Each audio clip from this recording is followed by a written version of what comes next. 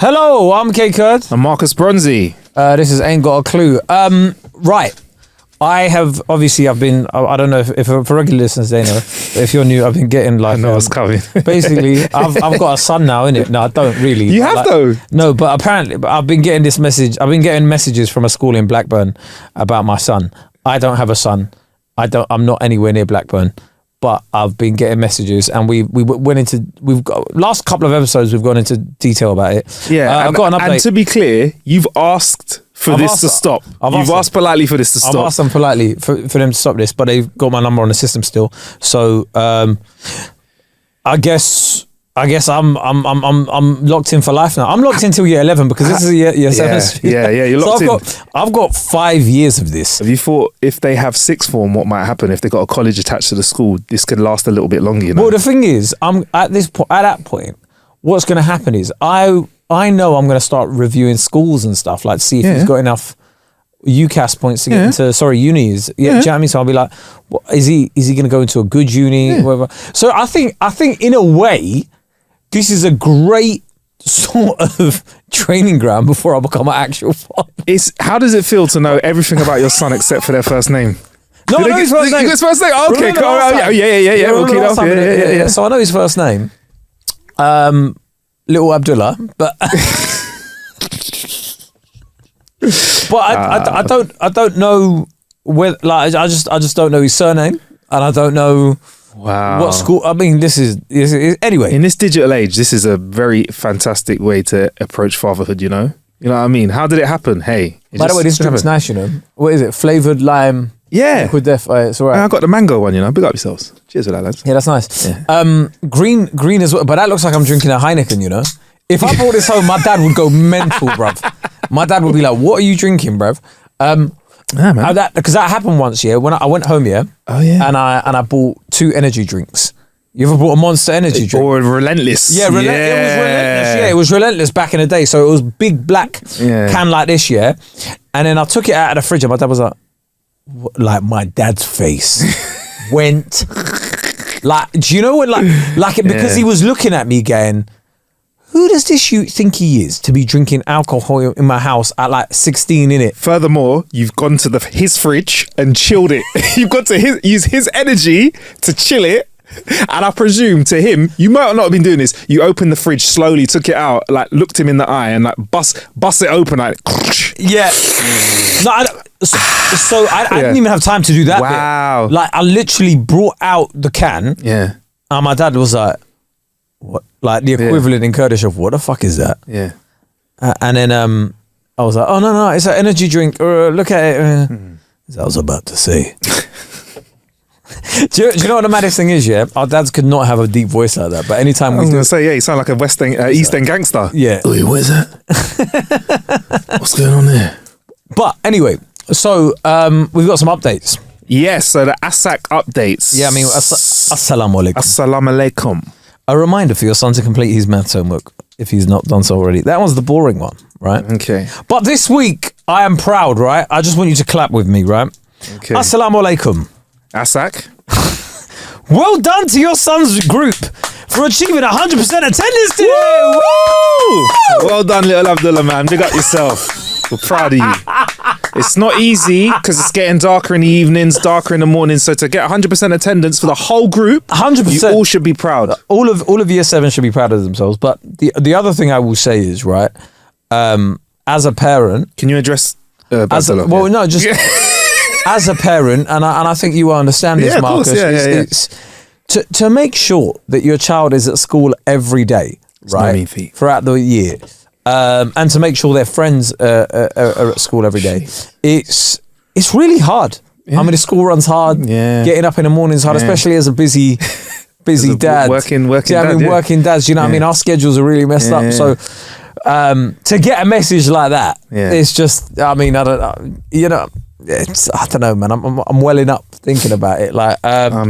But just thinking of his little face passing through the school gates minutes before the buzzer goes because he's on time. The thing is, I used to get 100% attendance all the time. I remember one year I had, I think it was about 2 years in a row where I had 100% attendance the whole year. Really? Yeah. Not one sick day? Not one sick day. Well, you mad? If I told my mum I was sick, my mum was like, Would you mean like? Yeah. Again, we'll be sick at school. The nurse will fix you. Have a paracetamol. Have a paracetamol. I never had a nurse in my school, bruv. Yeah, have a paracetamol and get on with it. We never had that. Yeah, so I couldn't be ill. You didn't have do you not have a first aider at your school? You would have had a first aider, but they were probably just a teacher or a dinner lady or something. Yeah. Like, you need someone to faint and then they'll like burst into action. But I don't remember. I don't remember a lot of people ever needing like medical help at my school. Really? Yeah. Like the medical help. Excuse me. The medical help that people needed wasn't like really mad. It was like, I got a bellyache. If people got beaten up, they just went home. Yeah. There was one. There was incidents at my school, but one guy, I can't even mention his name because I do know him outside of the show and I still see him sometimes. Really nice guy. Oh, you're talking about me, yeah. Like, yeah. Shout out my man. Yeah, shout out. Can't even say your initials because they sound like a joke within themselves. He had a day which was probably one of the worst days ever. I remember he had drama or whatever.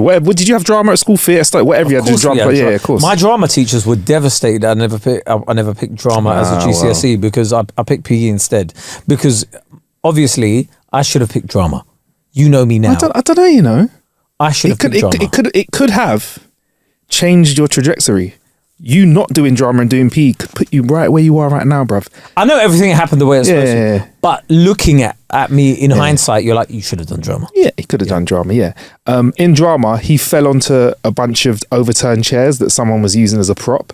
And one of the chair legs went up his arse, yeah? I swear to God, he fell into the chairs. I don't know if it went far enough into him to cause lasting damage, but all I know is he was crying on the floor. He came out of the classroom. We saw him fall onto the chairs. Bad day, right? Bad day already. Was there blood on the trousers? We didn't. Blood on the leaves. I didn't have trousers as my school uniform, but we wore tracksuit. Did you? Yes. Fuck me. we could discuss that after. But yeah, but there was no blood on his black tracksuit or Nike Max. Yeah, that was our uniform. Yeah, we'll talk about it later. But we'll get to that. I think what Marcus is telling you is he actually went to school in young offenders. Yacht. I said I was a yacht kid. But yeah, no, I wasn't. Young offenders. Are you good at pool? I'm not that good at pool. Table tennis? I'm okay at table tennis. Yeah, you ain't. Yeah, it's a yacht. That's true. Fucking true. Are you good at blackjack? That was it. If I said that, are you good at blackjack? No, but I always win. Okay. To be fair, you do mention card games. You're good at card games. Like a little bit of poker. But you definitely win. So he fell into the chairs. Bad day. He didn't go young offenders, by the way. Sorry. I'm just to make it's a joke. Don't start thinking we've got a criminal record. Brands work with us. Thank you. Yes. Exactly what Kay said. He had a bad day. Then we went to play football, and I can mention the guy that did it because Jimmy jumped up to header a football. My man jumped up at the same time. Jimmy had a very strong head, and my man didn't. Jimmy code for the. Jimmy was his name. That wasn't his name, but that's what everyone called him, including the teachers. Anyway, brother, I had a very interesting school life. But Jimmy jumped up, went to headbutt the ball, and headbutted my boy so hard by accident that his whole head like burst open. Basically, it wasn't a very nice sight. So he basically got ambulanced out of school. Imagine that on an ambulance. They're like asking him what's wrong, and he's like, 1, my head is hurting. 2, my bottom's hurting at the same time. Can you imagine? Like, that's a bad day at school, bro. That is. Someone just needs to kick him in the dick, and then every flipping part of his body will be messed up. Orifice. Yeah. Do you know what? On a serious note, but yeah, there's some bad things happen in my school. Yeah, a lot of bad things happen. Like, I remember the earliest sort of mad thing we had was somebody had committed suicide. Yeah, like a year 8. Yeah, man. Right. And it was just like, I just remember nobody really registering how serious that was in our school. Because, like, you think about that now, that'd be mad. That'd be all along like TV and. Yeah, radio, I think and part of it might be a testament to young people being able to process these things. You know what I mean? Like it's not necessarily like young people like not knowing how to deal with it. Sometimes young people, I always say, you forget how resilient young people are, man. They can go through some horrible shit, and like our generation though. Of course, I can't speak. This generation of bitch ass motherfuckers. You little bitch ass bitch. Fucking moaning about everything. Yeah. Why do you think I mean, I know you're going to say kids are resilient and all that sort of stuff, yeah, but I genuinely think, I think we've seen the best of humanity. I mean, but I always say this, they're not getting any better. So we've graduated to older. The kids ain't like us back in the day. No, these kids ain't getting better. Do you know why, yeah? There's certain things, yeah? Kids nowadays don't need to work for anything.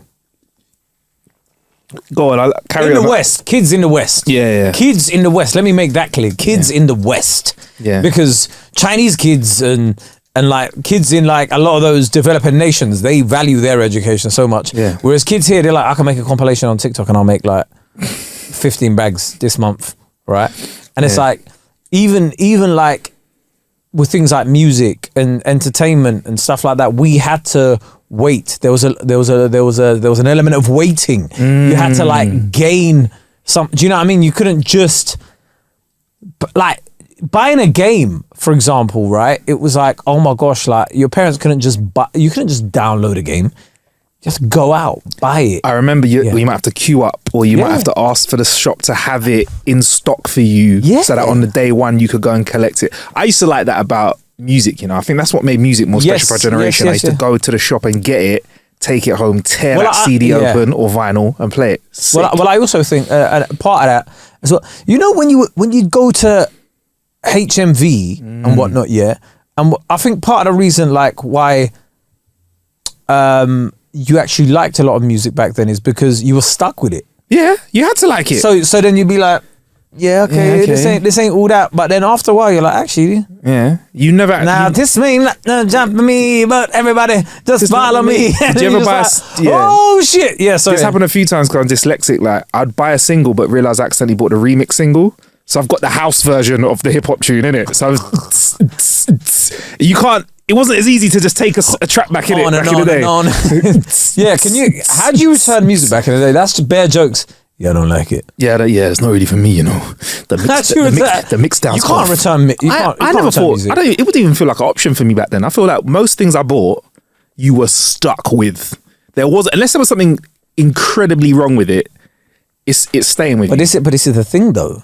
Like, there was no choice. We didn't have choice. And I think, when you've got way too much choice at that age, bruv.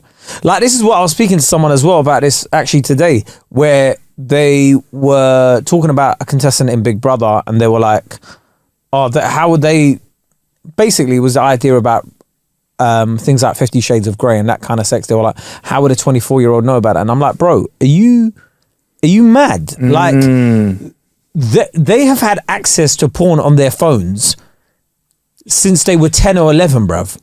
I think a lot of you know what? You asked a question in the podcast, why are kids today how they are today? And I think a lot of that has to do with the fact that they have all of the information pretty much in the world instantly accessible. And not everybody's like you. So you're a very tech savvy person, right? Yeah. You're extremely tech savvy. You know all the features to be able to look at a child's. Do you know what I mean? Look at. Wait. No. Wow. No, look at a child's internet use, and do you know what I mean? Or limit a child's internet use. All of that sort of stuff. Yeah. Whereas a lot of parents wouldn't have a clue. You're au fait with what is Discord, what is TikTok, what, you know, all of these things, right? Other parents are sort of like, they're not in such a fortunate position, so they can't really, you know. I find it incredibly frightening how much access some people let people have, like all access to all internet at 9 years old, bro. All internet. Imagine your child's a really smart child, yeah, and instead of like going on watching Peppa Pig or going on porn or any of that sort of stuff, yeah, they're like watching Ben Shapiro and Jordan Peterson at like 9 years old. They've got a crypto portfolio worth $250,000. And they're looking at you like, Dad, you fucking woke. Like, and you're like, wait, what did you call me? What do you mean I'm a fucking woke warrior? Okay. No, Dad, you're always on about social justice, man. Move. I remember when men were men. Who the fuck are you talking to? You'd be surprised at the sort of stuff that kids are picking up, man. They're way more politically like. Well, my son goes to school all the time. Yeah, I mean, look, he's in school all the time. 100% attendance. Absolutely fantastic. But yeah, man, look, I just think to give someone access to all of the internet is wild. But I'm telling you now, there are other parents out there who will chuck their kid a phone at the age of 9 with no rules. No phone back at any time, no lights out, just go for it. And I reckon some kids do really well, but some other kids, all the internet. Can you imagine me having access to everything? Encarta was too much for me. Bro. Remember when the internet first started, Yeah, man. We were going on some silly websites just as bro, why was I going on yahoo.com? That's just a homepage, looking at the homepage. I was looking at news. See the baseball scores. So you see the baseball scores like, the New York Knicks. Weather. Basketball scores. There was nothing really on the internet, you know? Like we'd go and play pool on Yahoo. Or do you remember Habbo Hotel? Habbo Hotel. I think that was probably the first social media access that I had. That was... You have to explain what Habbo Hotel is. Some people don't know. I can't really quite remember, because I remember seeing it and going, this is too much for it. It was sensory overload for me. It was like The Sims, because you know The Sims, like you have little people, but you had little people you could walk around and go chat to each other. But even then, I remember at Habbo Hotel, you go up to people and they'd say rude stuff like sexy stuff to you in Habbo Hotel. So there's already people doing a madness in Habbo Hotel when you're supposed to walk around. Your little character walks around in this kind of metaverse, innit? Hello, talking to people. That was a metaverse, innit? Yeah, it was. There was some website I used to go on. It was like a American biscuit company. Yeah, and it just had loads of games on it. But it was full of advertising. But you're like skip, and then you're just like playing baseball games and like sports games and stuff like that. We were trying to get around it. But what I'm thinking about, we didn't really we used to use it for MSN and MySpace. MSN. At the most. That was it. MSN, MySpace. I remember even they had some like hooligans. Yahoo used to be a thing, you know. I know nowadays nobody gives a shit about it, but back in the day, Yahoo was a big thing. Remember, listen, I come from the era of internet, where you had AOL. You had to have the CD to go on the internet. AOL. Blue Yonder. Blue Yonder. Wow. You threw it. Blue Yonder. Flipping hell. But get me. Yeah. MSN used to be where that was where the first textual chirps in would go on MSN. Yeah. When you could play tic-tac-toe. BRB. Tic-tac-toe. Yeah. Do you remember FacePick? Don't remember Facebook. What's Facebook? Facebook was like High Five. I remember High Five. Bebo was one. Were you on like the black ones as well? I wasn't. Black Chat, and I saw friends on that. I was like, well, this isn't for me. Black Chat got Black Chat was quite spicy as well. All of these places, I remember there was always like you'd be on there talking and someone would be like ASL, which is code for age, sex, and location. And if what you said matched what they said, they would start talking some grease to you. ASL was. We need to bring back ASL online. ASL. You know what? If someone tweets you something and you don't like it, before you even address that, you should just say ASL, because that can tell you a lot. Because if you are 10 years younger than me, you live 500 miles away from me, you're not even in my climate. I don't even need to respond to your tweet. Stop arguing with people on the internet. Most of them are kids. Mm-hmm. If you're an adult, if you're an adult, honestly, and you find yourself arguing to someone, ask yourself, is this person under 18? Yeah. If so, you're not winning the argument. Yeah. I just block. Oh my God, TikTok comments. You think I'm arguing with kids in my TikTok comments? That is the wild west of comments. You must be out of your mind, bro. Yeah. And these kids don't even care, bro. Because they don't care if you can beat them up in real life. Yeah. They just start calling you an NPC. Bro, do you know how old I felt, when someone called me an NPC? I don't know what the fuck an NPC is, bro. I had to Google what a fucking NPC was when someone in the comments called me an NPC. I was like, what the hell? Non-playable character. Yeah. Bro, do you know how old I am, when I didn't even realize that was an insult? Because in my head, I'm going non-playable character. Oh, well, they're saying I'm somebody with independent thought. Yeah. You can't play me. You can't play me. Absolutely not. Absolutely and then I was like, I had to like deep it. I had to go and I was like, trying to call you the equivalent of like a mushroom in Super Mario, pretty much. Yeah, but basically, they're calling me a sideman. A side piece, yeah. But, back in the day, before KSI and his mates made sidemen a popular thing, sidemen was an insult. That is what we used to call them, right? Yeah. You're just a sideman, non-playable character, bruv. See, this is why I don't hate. This is why I hate them, bruv. What kind of insult? It's a bit of a nerdy insult, isn't it? It is. Character. It is a nerdy insult. What happened to calling someone a Pussy-o. That was the best. And you know when you got it right, because if you hit the P right, you'd see him shake. Like, it would be like you'd see a shockwave heading towards them if you called them a pussy-o. You pussy-o. I've seen someone get knocked over with the pussy-o, bro. If someone said it to them right, I've seen them take a step back. Yeah, of course, bro. Like, it's just, our insults used to mean something. Yeah, do you know what used to be one of the best insults, that was so classic at school? A well-timed your mum. A well-timed your mum. Kids don't even say your mum. Shut that down right now. Hey, bro, if you look a bit tired today, your mum's tired. You got your mum's an unplayable character? Nah. You're an NPC? Get the fuck out of here. Kids don't say your mum nowadays, bro. They don't, you know. Why not? I don't know, bro. Some of them probably don't have mums, I don't know. A lot of kids didn't have mums at school. They were still getting your mum jokes all day long. But yeah, it's mad, you know. I would say. Do I sound like we sound like the old men, innit? We are old men. Yeah. Relatively. If you're 16, yeah. Bruv, we are old. We're like, bruh, man, you lot are old, man. The difference with us is we look surprisingly young for our age. And I've realised that. And you know what? Luck rolls the dice. He says 3 episodes after buying compression socks. My legs, though. Legs ain't looking young. Face is looking young. My spine doesn't look young. My spine... What's the spine update? But my spine's fucked. You worked out what it is yet? No one can work out what it is. Jeez, man. But back injuries are like that. It's so funny because I was watching a football podcast and they were talking about like how a lot of muscular back injuries have taken footballers out of the game because no one knows how to solve them. Really? Yeah, because it's just like once you get a back injury, no one really comes back the same in football.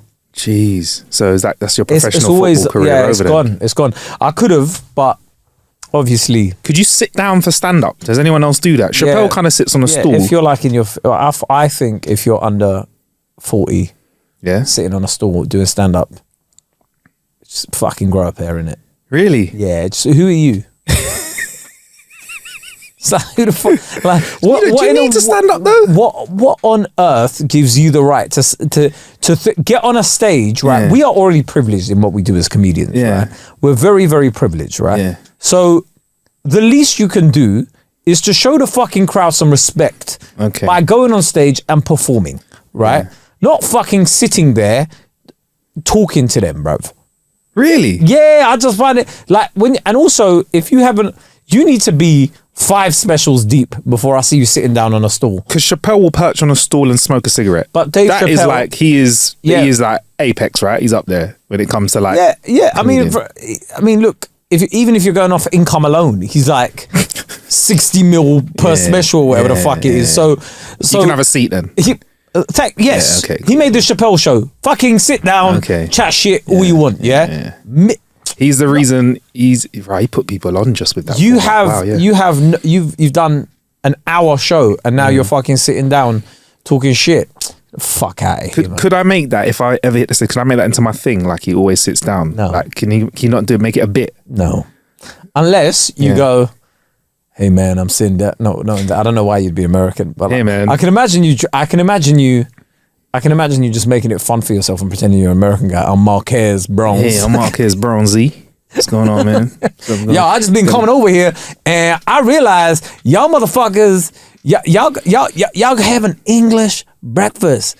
Shit, with beans. Y'all eat beans and you ain't cowboys? Ain't it funny how everything on that plate is brown? Yeah, man. That's y'all English breakfast. Y'all really like to eat shit, huh? Okay, yeah, all right. Oh, this is a away game. Oh shit, okay. For a motherfucking country that took over half the world, there is all that shit just look like it from your country. What's the most flavoursome thing you got? Tea? Anyway, that's it. Yeah. Really so sit down. What about couch? No, you could do. I reckon if you made a bit about varicose veins and go, that's the reason you sit down.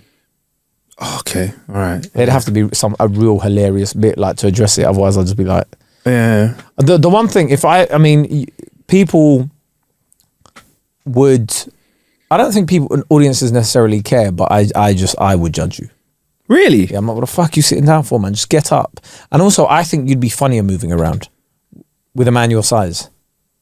I don't know how to take that. No, because you're like, if I could imagine you, if you were telling jokes, because you're such a tall man and you're big, right? I imagine if you use your physicality, it'd be a lot funnier. Do you know what I mean? Where if there were certain jokes where like, look at the size of me, like, do you know what I mean? If you're telling a story, like, it would be funnier to see you using your body while you're saying a joke. And I feel like that with a lot of comedians, right? Where like if you're just sat there, what the fuck am I? Yeah. Oh, by the way, talking about comedians, how's the tour going? You're nailing it, by the way. Yes, it's going really well. It's looking really good. Very much. I'm seeing the shots. If you haven't got Liverpool. Yes. Can I just say there has been a lot of people in Leicester. I had podcast fans come up to me. In Liverpool. So we took photos in Liverpool because it was a smaller crowd. It was the first time I'd been to Liverpool, so we did a smaller crowd. Someone went up to take a picture and they were like, "He ain't got a clue." Boom, boom. Yeah. I like that. You know what? I like that. Someone shouting that out to you on the street. That's all right, innit? No, not on the street. Like in. Oh yeah, sorry, in person. Yeah. I like that. That's not bad. You ain't got a clue. If you see K on road. Not me. If you see K on road, just shout at that. You ain't got a clue, mate. Yeah. Hey, ain't got a clue. Like that. Yeah, go on. Yeah, that's great. Nice. Genuinely is. He loves it. Do you know what's so funny? Someone in Southend. Yeah. Westcliff-on-Sea. I was on stage, and I did a bit about being British. The guy was like, "You've been a soccer AM. Ain't nothing more British than that." I'd say that's one of the most British things you can do. And I was like, good point. I was like, thank you for that. That's a bit of a weird heckle. Yeah. No, I don't. I was like, because it's praise. I was like, I don't know how to deal with that. I wish you'd have called me a cunt. I could have just. But so yeah, it was nice. It was funny. But yeah, it's been great, man. It's been great seeing people. Some familiar faces coming out. It's been good seeing like the bigger rooms we're doing in a lot of cities where I went there last time. Just the growth. Do you know what I mean? It's been fun. Like people that are coming along with you. The shows have been great, and I've been doing it with a massive crew. Like we're in a tour van. Do you know what I mean? It's fun. I cannot wait for London. Excited for it, yeah. Well, to be fair, I am excited for a few reasons, right? One, it's going to be one of the biggest shows ever. A lot more of my friends are going to be there, like yourself, and I'm gassed about like, because I know what you're capable of, and I'm just like, people are going to have a good time before the show's even fucking started. Do you know what I mean? Like, they're coming in and DJ, you. Do you know what I mean? And then they get support acts like Laura and Ishan, and then I come on. I'm like, by the time I come on, it's gonna be such a mad atmosphere in there that it's gonna be like a piece of piss. It's just gonna be a celebration, and obviously, like it's one of those ones where when I first started comedy, I looked at the Hammersmith Apollo, right, and I don't even think it was really a thought. Do you know what I mean? Like, you didn't ever think, like, obviously you think you're going to make it, right, in comedy or what, like you do it with that ambition of making it, right? But you don't look, I went there to see Chappelle, bro. Like, I went there to see Chappelle, and I remember going, wow, this is a massive venue, right? And then I didn't think to myself, one day I'm going to sell this out. Like, and then doing it live at the Apollo there a couple times, and you're like, oh shit, but it only really hit me last time I did live at the Apollo where I'm like, shit, the next time I'm here is for my own show. So you're like fucking looking at it going, Jesus, like this is huge. Like, it's a good venue as well. Yeah. But I mean, like, listen, get a ticket, man. It's going to be a great night. And I mean, if I look at all the comments that I've got over the course of the tour, looking at the pictures and the DMs that people are sending me, but even when in the pictures, if you see the comments, people are like, great night. I was laughing from start to finish. Amazing. Shout out you and Ishan. Big, and all of these comments, they're all positive. I haven't got any negative comments, and the love I've been getting has been absolutely insane. And I know in London it's going to be crazy. And part of the reason I'm so proud of doing that venue is right. I don't have a TV show, right? I'm not a regular on TV. I don't have blanket coverage on TV, right? We're not in the top 1% of podcasts in this country, right? We've got a great podcast, right? But like, do you know what I'm talking about? Like, we're not selling audio too at the moment with this. At the moment, we will do. But I haven't got that blanket coverage everywhere, right? And I'm not a household name in that way, right? And anytime I've sort of tried to do things in the past, people have been like, you're not quite like you don't quite have the right look for that, or like you're not white enough, you're not black enough, you're not Asian enough. Do you know what I mean, for certain roles? And you're just like, well, what am I? And the fact that I've been able to cultivate an audience with the help of people like yourself and management and other comedians that have probably given me opportunities and stuff, and on social media, the fact I've been able to cultivate such an audience where you look round and it's not just one group of people, right? Genuinely, man. That's the thing that's always most surprising for me when I go out to these cities, when I go out and look at the crowd. I'm like, where the fuck have you found me, bro? Like there's older couples, like retired couples,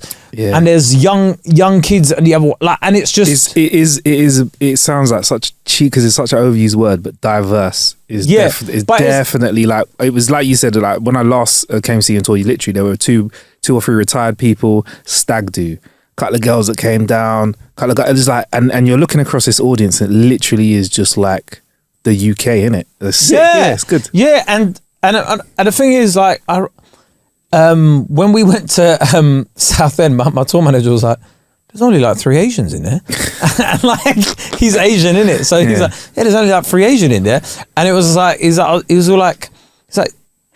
it's like everyone else you saw was like from, do you know what I mean? Like from the white area, British from Southend, obviously, and then you go to Leicester, it's a bit different. Bristol was different, but like, when you're looking at like the makeup of everyone in these, it's always a cross section of everyone in that city, and it's been beautiful, man. I can't thank everybody that comes and supports me enough. It's been great, and the thing is with London, I just know it's gonna be a fucking vibe, man. I can just already feel it. Like in my head, I have already like visualized myself coming out to the intro music. Like I've played it I've been on the dog walks, and I've played the song in my ear, and I've just visualized it in my head coming out, hearing your voice like shout me out, and then I'm coming out and just seeing the cheers and stuff, and it's just like it got me emotional just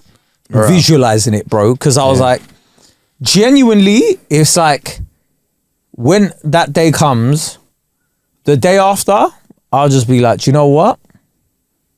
I can go a happy man in it. Like I can, it's not that I've like fulfilled my life's ambitions, but it is an ambition that I've fulfilled. It tied you over until your next set of ambitions kind of creep in, or you a little break. Yeah, until like, fucking hell, man, I need to do something.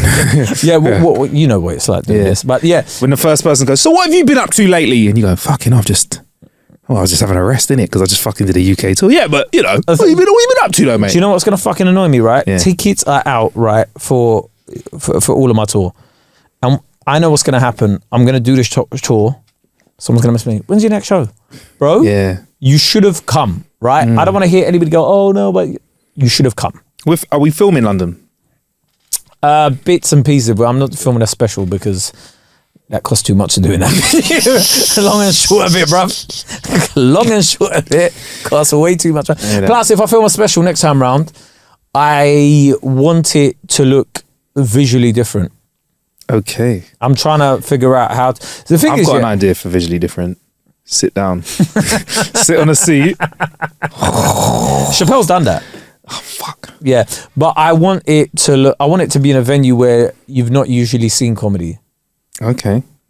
Do you know what I mean? Like I feel like a lot of people have filmed a special at the Hammersmith Apollo. It does. It looks good though, innit? But you want to do something different. Yeah, so like, have you ever watched Michael Che's first stand-up special? And it was like this brick background behind him. It was somewhere like really, Gerard Carmichael did a really prestigious venue in New York, and he was in the round. And what he made everybody in attendance had to come in black tie. Heavy. That's nice. So everyone came in like ball gowns, and men were in black tie and bow ties and stuff. But he came just cash. Oh, that's jokes. That's jokes. That's so funny. And it's like I would love to do something like that one day, like where it's like do you know what I mean? Just something very different. Like maybe I get everyone to dress as an NPC. That's what he did. You got everyone to dress as like NPCs in some flipping ball gown game. No. So what about, has anyone ever done daytime comedy? Like, 'cause I feel like comedy's a lot nighttime. Yeah, in Edinburgh it's common, but it's fucking shit. Yeah. Is it? Oh. It's fucking shit. Yeah. Comedy in the day is garbage. Okay. Imagine a concert during the. Have you ever been at a festival at 12? What you mean, the warm-up DJ is trying their hardest? The warm-up DJ is trying their hardest. Yeah, first act on at a festival, having the worst time of their life. Yeah. No one's ever like, oh my God, did you see that first act? Yeah. It's garbage, bro. Like, what, the sun's at its highest, right? Yeah. Beating down on you. People are still trying to work out where stuff is. They need a toilet in it. They need a toilet. Somebody might come up. I've actually DJ'd for a group that was doing a warm-up before, and I have seen someone come up to them at stage and gone like, do you know where the toilet is? They're fucking performing, bruv. They're in between songs. So yeah, this next song is just over there, 20 meters over there. You're gonna go for a piss. It's a ladies only though. But men's is that way. Yeah, this next song goes up. Yeah, it is hard. It's hard. Awful. It's part of the journey. Right? Yeah, it's awful, isn't it? So I'm like, I don't want to do that. Yeah. But yeah, look, man. There's ways. I reckon there's ways. But nowadays, I think do people really have the appetite for a stand-up special for an hour long to watch an hour long at home, right? And I'm trying to think of ways where. You know what? If you've got suggestions, throw it in a Patreon, because I know Patreon get busy like that, right? Yeah. We've got some real creative people. We've got like a criminal lawyer in the Patreon. Yeah. Which is criminal lawyer. They said we've got to be careful with the way we say that. We've got a criminal lawyer. Yeah. Not like a lawyer that's a criminal. No, just a criminal lawyer. Yeah. Lawyer. Yeah. So if you've got any suggestions, like creative ways, but I feel like it might be a thing. I mean, we're not allowed to talk about him anymore, but Louis CK, he had a sitcom where he'd do stand-up, and then you'd go into the sitcom and then there'd be stand-up that breaks up parts of it. You could do that again. Yeah, but I'm talking about like... Just don't do the rest of what he did. Something similar to that sort of stuff where like, I mean, I don't know if you ever watched Hate Thy Neighbor by Jamali Maddox. Stuff that was on Vice, where you actually saw him talking to the racists that he was going to visit all around the world, and then he was doing stand-up about it. But something similar to that where I can essentially tell a story and keep people's attention, because I feel like now more than ever, there is so much competition for people. Like even like with what we do on here, like just trying to. I like it though. I like it. I do like the low barrier to entry for everything. I don't. I like it, man. You're the opposite from me. I like the competition, man. I think bring back, and I've said this, bring back gatekeepers, and I'll say it again, bring them back. Quality control is at an all-time low. I've said it on this podcast numerous times before. Yeah. Right. This is why we have artists called things like Sexy Red and DDG or whatever the fuck they are, right? And they're absolutely fucking bollocks, right? This is why hip hop is Clarty Smalls and all that. It's just fucking. This is why it's all garbage, right? Yeah. And your TV shit, because another thing, right? YouTubers can do whatever the fuck they want, right? Have you noticed this, right? Yeah. The other day, I found myself, I paid for the KSI fight, bro. You paid for the fight? I paid for the KSI fight. Shout out to you, man. They made dough off that. I paid for the KSI fight, right? How was that? And let me tell you, Marcus. They are NFL levels of marketing and making the fight a spectacle. Go on. So you see when you watch a normal fight, right? It's just like, oh yeah, fight, whatever. These guys have so much going on while the fight's going on, right?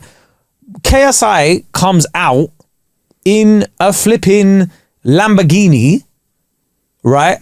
He comes out in a Lamborghini to fight while Giggs is on the mic performing. Heavy. By the way, you know, I love Giggs, right? As in, I love Giggs' music and whatever, yeah?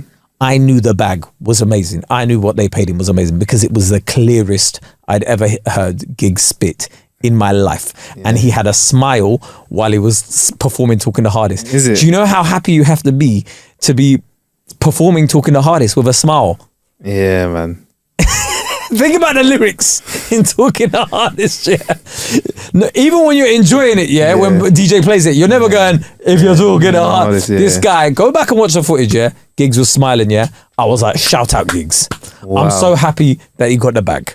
Because if I was getting paid that much to sing 3 minutes, right, fucking sign me up, bruv. It's not a bad gig either, is it? Oh, it's not a bad gig. What, I get to watch a fight as well? Yeah.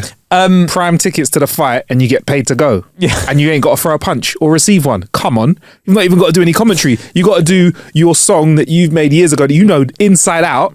Oh my God, no wonder he's smiling. Yeah. He's nice. Yeah, go on. There was also another aspect of it, and I said it on Twitter, right? Or X, the platform formerly known as Twitter. Yeah. That's what you got to say nowadays. Have we got to do it? Yeah, I noticed on like the news, so-and-so said on X, the platform formerly known as Twitter. Anyway, I said this, and I think I've said it on here before, right? That the national anthem, right? Someone was singing the national anthem, right? Because Logan Paul fought Dylan Dennis, whatever, right? Cool. They sang the American national anthem in Manchester. People were booing it. I told you, you see, like this national anthem thing, yeah. In this country, we don't really respect them like we should, right? Anyway, the English national anthem right now, yeah. And they did the thing, stop doing this, yeah? People that sing the national anthem, I've said it on here before, right? People that sing the national anthem, stop ad-libbing, right? If we say, God save our gracious King, that is the melody, yeah? Don't start remixing the melody with God save our gracious King. Bro, we want to throw our drinks in the air. We want to dash a chair at someone. We want to tell someone to fuck off after it ends, yeah? We're getting in the flow. We were with you like, God save our gracious King. And then you want everybody to rap. Okay. And you're there,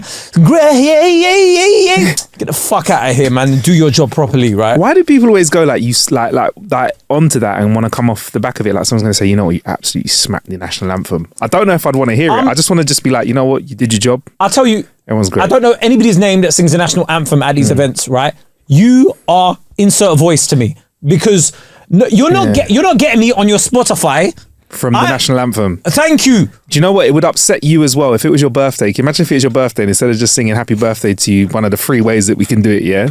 English way, black way, and whatever. Like, what's the black way? Like, well, there's a couple in it. Go on then. Well, there's a how old are you now? Oh, okay, that's and then there's obviously like the happy birthday to you. And then there's, is that a black way? I thought that was just the Motown way. Well, I've just heard it more at black parties. I mean, I get it. Happy birthday to you. Yeah. Happy birthday, happy birthday. And then obviously there's just a happy, but like if it's not one of those 3 ones, yeah, those 3 ways of doing it. The Marilyn Monroe one as well, though.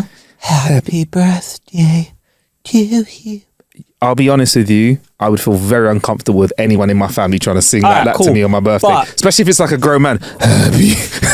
Happy birthday to you. No, you're right, have you had too many cigarettes? As a man doing the whisper. Yeah. Happy birthday to you. Happy. Sounds so sinister. You know what I mean? But like, I get you. If they're going, happy, you're like, bro. Now you're stealing my limelight on my birthday. Sing it normal.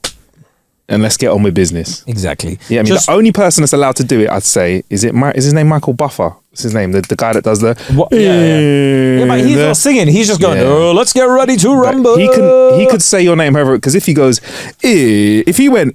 I would let him like say anything, but I feel like you wouldn't be upset. Bronzy. If you went K-A-E, no one introduces you like K-A-E. Yeah? No, but if he said that to you, you take it. No, I'm throwing hands. You can't beat up Michael Buffer. You can't. The amount he gets paid. He's probably got the cushiest job as well, actually. That's the only one that's a little bit more cushy than gigs. Let's get ready to rumble. He has to get paid for it. That is wild. That's fantastic. But yeah, so do you watch the fight? So did you watch? Because I've not watched anything. So I watched a couple of them because I was watching the rugby as well. Yeah, go on then. Let's Logan Paul and Dylan Dennis fight. Yeah, because Dylan lost, and I don't know if you're aware of this beef. Bring us in.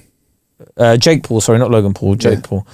Was it Logan Paul? Oh no, man, I can't. Yeah, it was Logan. It was Logan Paul. Yeah, it was Logan Paul. Basically, this Dylan Dennis guy has been posting a picture of Logan's fiance every day with another man and it's been going on for months. Like literally every day he was logging onto Twitter, posting a picture of his fiance with another man, right? Wow. Trolling him, right? Basically saying, I've got videos of your wife doing X, Y, and Z, all of this sort of stuff, right? And he lost the fight.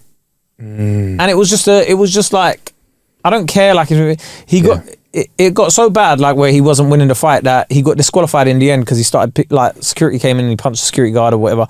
And you're just like, so you were boxing and you punched the wrong person. Essentially, yeah. You threw more punches at staff than you did at the guy you were meant to punch. I believe if you're not punching the correct opponent, time to leave the ring. Yeah, time to leave the ring. And he's all like, and then afterwards he's like, yeah, but I'm a jiu-jitsu fighter. Or I'm not. Why did you take the fight?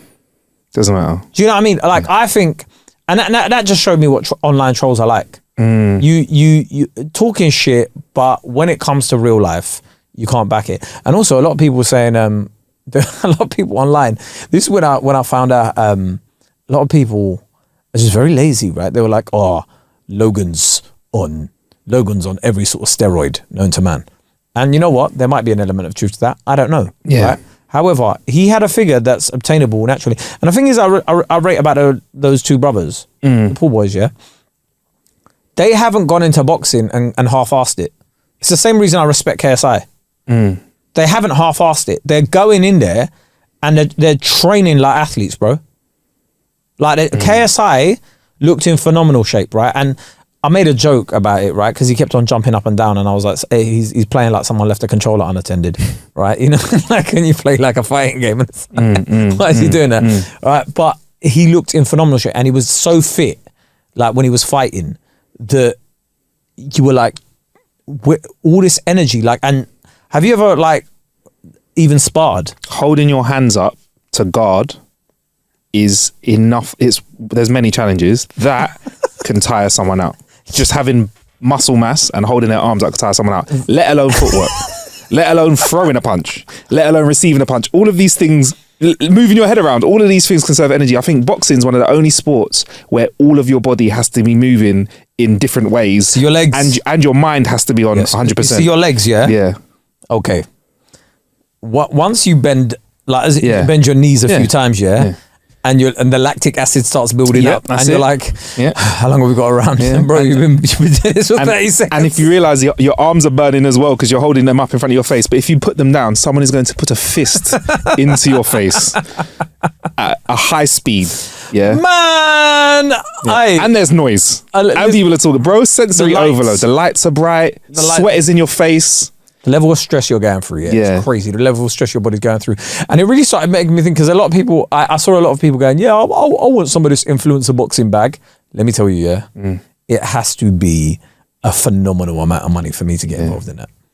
I like, all things considered, it has to be a phenomenal amount of money for me to get involved in it.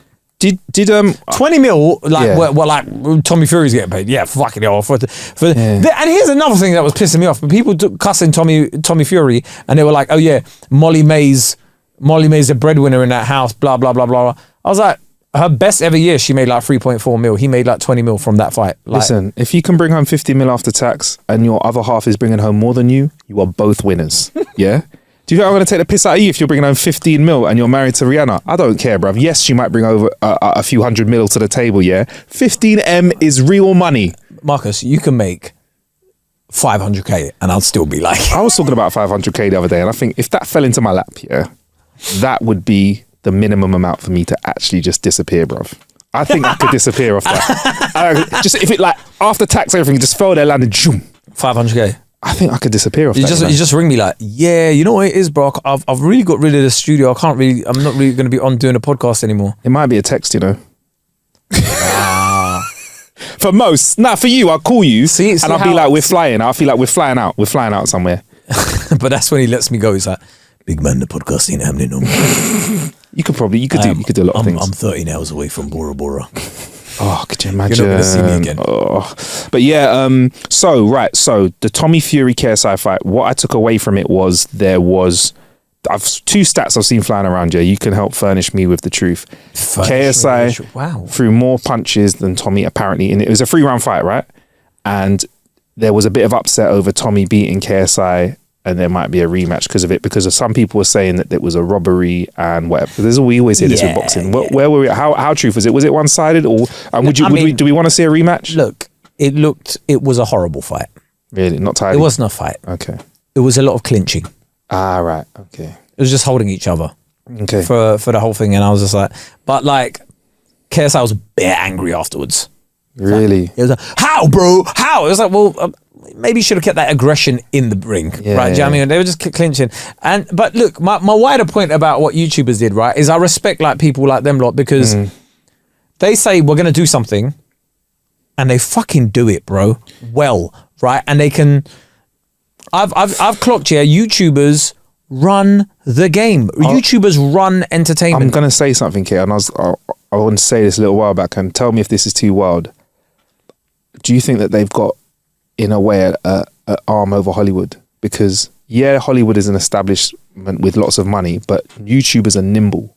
Do you know what I mean? Like, they're nimble, bruv. Like, KSI now can go and release an album, and I think it will be in the top 40. Yes. And he can go on tour and respectfully sell out the venues you're selling out, larger ones. Bigger ones. Let me tell you, YouTubers can go, tomorrow, I want to be X thing in entertainment. Yeah. And tomorrow, they are selling tickets. They bro. We've not seen it since Sidemen did a football match, right? Yeah. Where did they sell out?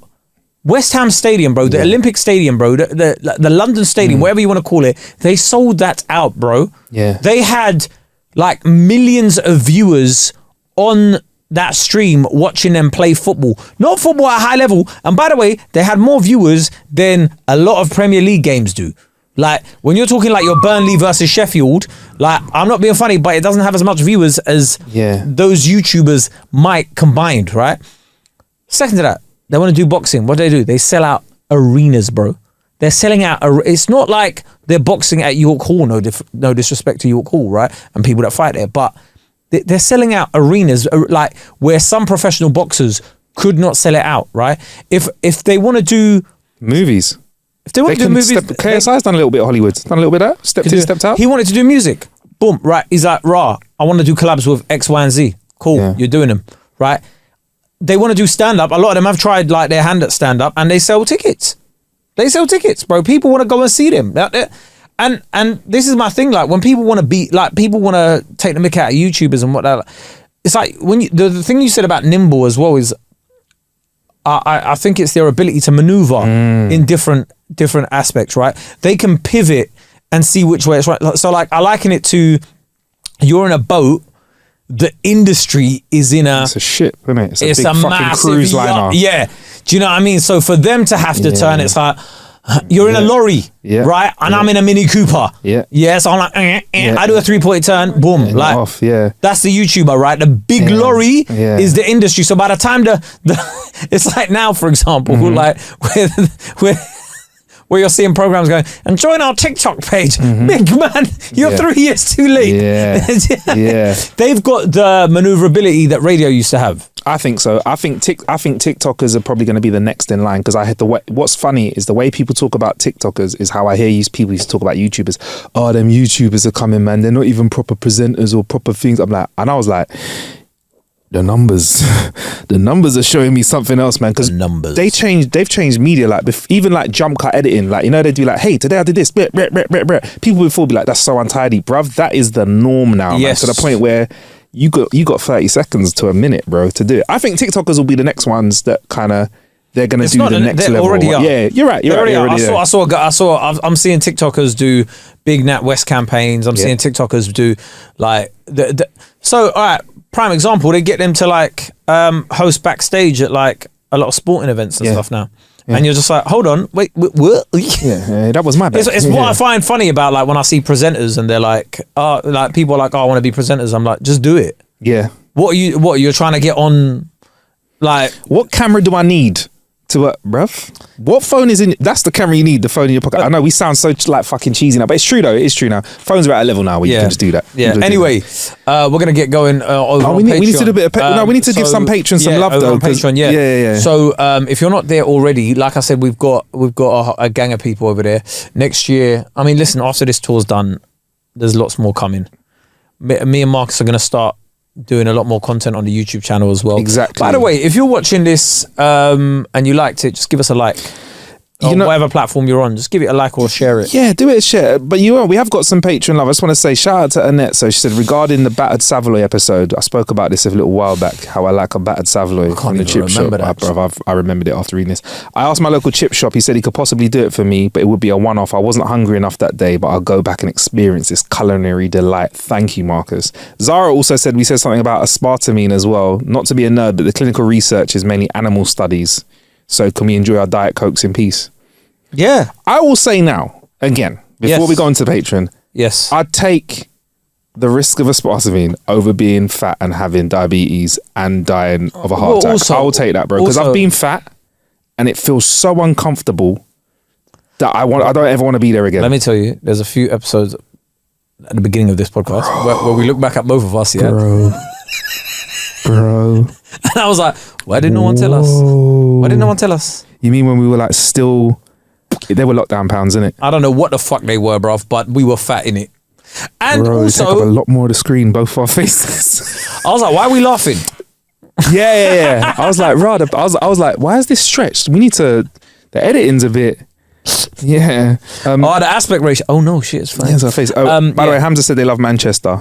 And they said that they also like Star Trek as well. So there's somebody who's a fan of you and a fan of Star Trek, bruv. That sounds like our ideal fucking Who patron. was I speaking to the other day when I was like, I brought you up where they were like, they were starting, and I was like, Marcus is I actually told someone, I was like, Marcus, guy, my podcast partner, I was like, he's the host of the biggest YouTube channel for Star Trek. And they were like, wow, they were impressed. They were Trekkie. They were a Trekkie, innit? So I was like, yeah, bro. Me. Joe P said, I'm a bit late to the party, but I can in Scottish means I know. I know that. That's why I said that. Even though my Scottish accent is bad, I know the lingo in it. Yeah. Okay. I know the Scottish patois. I don't even know. I can. Scottish patois. And Cash said, I don't remember speaking about wrestling, but Cash said independent British pro wrestling is a massive scene. Lots of events up and down the country. I highly recommend Tidal in Huddersfield and True Grit. I remember doing a tour date for someone. Yeah. I think it was Dane years ago, opening for someone. Yeah. And there was wrestling going on in the other room. What? One of the venues had so they have a big room and a small room. And I think we were in a small room, and the big room, there was a wrestling. So you were trying to let off jokes with people being slammed into the floor next door? Well, we were going past the dressing rooms, and one of them, there was just wrestlers getting dressed. Were they wedge? Yeah, they were hench, bro. They were hench. You think I'm going to fucking chat shit about them, bruv? I respect that, you know when people saying it's fake? It's not fake. Bro, the man is jumping off something on another man, bruv. The jumping is real. The pain might not be real, but the jumping is real.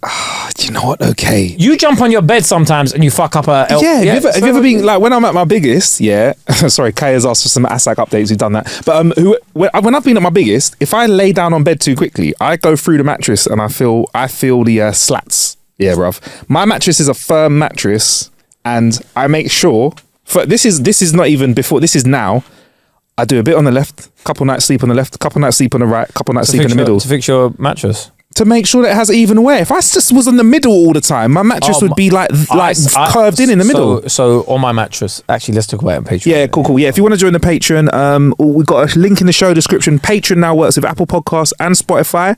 And if you want to listen directly via Apple Podcasts, there's something called More of a Clue. Click that button and you can join us for extra episodes every time we record an episode, and also all of our episodes early and ad-free. So there you go. I've been Marcus Bronzy. You've been Kae Kurd, ain't ya? I have been. Cheers, mate. All right. Have a good one.